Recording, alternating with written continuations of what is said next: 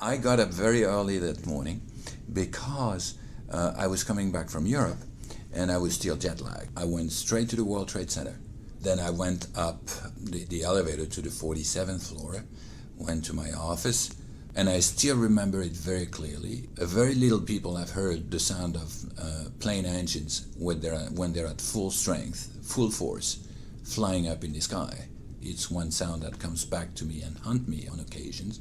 And then the hit. The building swung for maybe 2 or 3 minutes. We were used to the building swinging, of course, because of, when it was on a stormy day. I was not panicked whatsoever. I was unaware of what's going on. There was no alarm, no call to evacuate the building.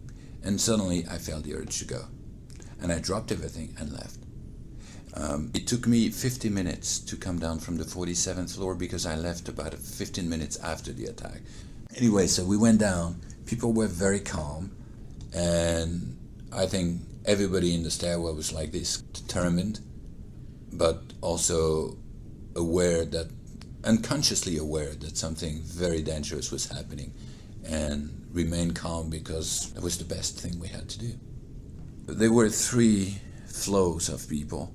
The regular people like me going down, the people who were coming down from the upper floors and who were very badly injured, no skin, no hair, just burned, and they were walking or carried down by people, helped by people. And then the 3rd flow of people was, of course, the security personnel and fire department people.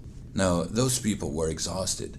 In some of those eyes, you could see that they knew something, that it was dangerous. While there was no panic whatsoever in the stairwell, those people were concentrated, focused on doing that job. And while I was walking down, they were going up to their death, and I was walking down to live. I exited onto the sidewalk that was on Church.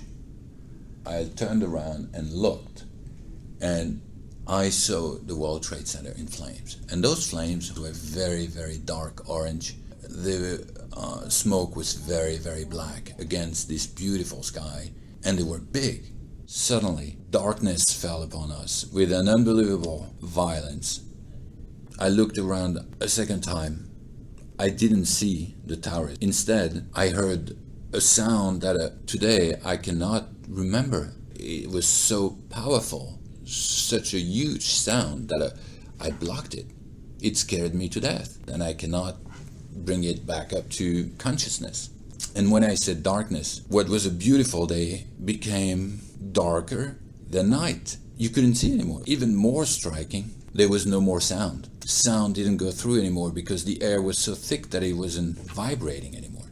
So after this unbelievable sound of the building collapsing, everything in a few seconds turned to be darker than night with no sound, and you couldn't breathe. I was convinced I was dead because it's so big that your brain cannot process something like this.